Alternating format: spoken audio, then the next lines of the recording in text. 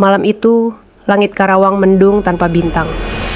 Angin dari arah sawah berembus pelan, membawa bau lumpur dan dingin tanah basah. Di antara gelap yang hampir menelan pandangan, seorang warga berjalan melintasi jalan kecil di kampung Kalenkupu. Ia melihat sesuatu, sebuah ransel hitam, tergeletak di tepi pematang. Awalnya ia tak curiga, mengira itu milik seseorang yang jatuh dari motor. Namun, ketika ia mendekat, jantungnya berdegup cepat. Ada sesuatu yang aneh. Bau tak biasa keluar dari dalam tas itu. Dengan tangan bergetar, ia membuka resletingnya perlahan. Dan malam yang sunyi itu pecah. Suara teriak, tangis, dan langkah-langkah warga datang menghampiri. Karawang yang biasanya tenang, malam itu menjadi saksi bisu sebuah dosa besar. Beberapa bulan sebelum malam itu, hidup Ripki hanyalah kehidupan pemuda biasa. Usianya baru 20 tahun, masih muda, masih penuh harapan. Ia bekerja serabutan di bengkel, terkadang ikut proyek kecil, hanya untuk bantu orang tuanya. Laila, gadis 21 tahun, punya senyum lembut yang bisa menenangkan siapapun yang menatapnya. Dia, anak pertama dari 3 bersaudara. Dikenal pendiam, sopan, dan rajin ikut kegiatan di kampung. Mereka berkenalan saat acara peringatan kemerdekaan di desa. Awalnya hanya candaan, obrolan singkat di bawah tenda lomba karaoke. Namun dari situlah, benih kecil itu tumbuh. Hari demi hari, mereka semakin dekat. Pesan singkat setiap pagi, tawa di sore hari, dan janji-janji kecil di bawah cahaya senja Karawang. Cinta itu tumbuh diam-diam, tanpa restu, tanpa arah yang pasti. Tapi bagi mereka berdua, dunia terasa hanya milik berdua.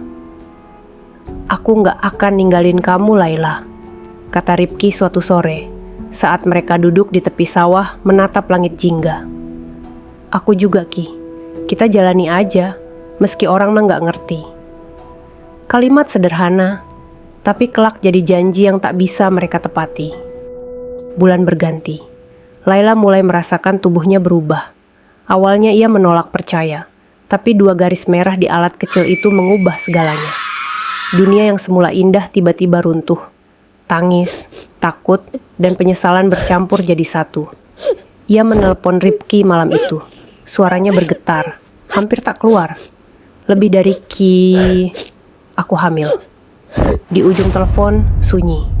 Tak ada jawaban selama beberapa detik yang terasa seperti seabad. Ripki hanya terdiam, matanya menatap kosong ke dinding kamar. Ia masih anak muda, belum siap, belum tahu bagaimana menghadapi kenyataan seberat itu. Hari-hari berikutnya, mereka berdua hidup dalam ketakutan.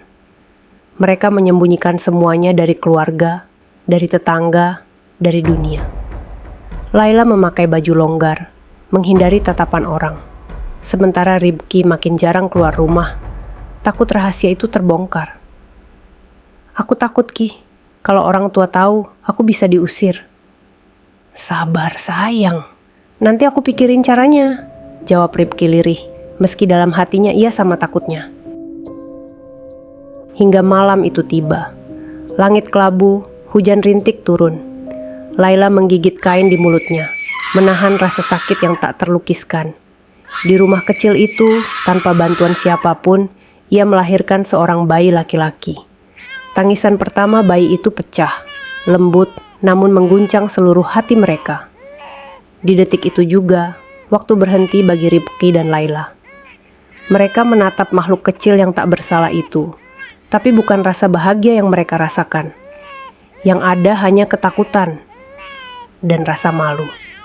"Gimana kalau orang tahu, Ki? Gimana kalau mereka tahu aku udah melahirkan?" "Shh, tenang. Aku gak mau kamu disalahin," jawab Ripki pelan, tapi wajahnya pucat. Mereka panik, berpikir pendek, ingin menyembunyikan semuanya. Ketakutan membuat manusia kehilangan akal sehatnya. Malam itu, keputusan yang mereka buat mengubah segalanya. Dengan penuh kebingungan dan air mata, mereka mencoba membuat bayi itu diam. Tangis kecil itu perlahan berhenti. Sunyi menggantikan semuanya. Dan di tengah keheningan itu, Laila hanya bisa memandangi tangannya sendiri. Gemetar, dingin, tak percaya apa yang baru saja terjadi. Malam makin larut. Mereka membungkus bayi itu dengan kain batik, memasukkannya ke dalam tas merah, lalu ke ransel hitam. Hujan masih turun, samar menutupi langkah mereka di jalan kecil menuju sawah. Tak ada kata-kata di antara mereka, hanya suara hujan dan tangis yang tak terdengar. "Maaf ya, Nak," bisik Laila pelan. Tapi bayi itu sudah tak menjawab apapun. Ransel itu mereka letakkan di tepi jalan, seolah tak berarti apa-apa. Dan begitu mereka pergi, rasa bersalah itu mulai tumbuh, seperti api kecil yang perlahan membakar hati. Keesokan harinya, berita penemuan ransel itu menyebar. Warga geger, polisi datang, dan penyelidikan pun dimulai. Kurang dari sehari, semua terungkap. Jejak mereka terlalu jelas, dan akhirnya mereka ditangkap tanpa perlawanan. Di ruang interogasi, Laila menangis sesegukan. Ia memeluk dirinya sendiri, berharap semua itu hanya mimpi. Ripki terdiam, menatap lantai, matanya kosong. Mereka tak lagi bicara soal cinta, yang tersisa hanyalah penyesalan. "Aku cuma takut, Ki. Aku cuma malu." "Aku juga, Laila. Tapi sekarang semuanya udah terlambat."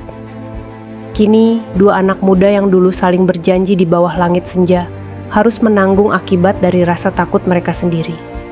Bukan karena mereka tak mencintai, tapi karena cinta tanpa arah bisa berubah jadi malapetaka.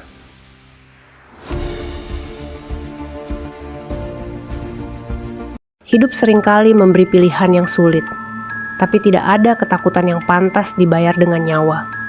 Tidak ada aib yang bisa dihapus dengan dosa. Kisah ini bukan sekadar tragedi dua anak muda, tapi juga pengingat bagi kita semua bahwa cinta tanpa tanggung jawab hanya akan membawa kehancuran. Dan malam di Karawang akan selalu menyimpan cerita tentang sebuah ransel hitam yang di dalamnya terkubur bukan hanya jasad, tapi juga penyesalan yang tak akan pernah selesai.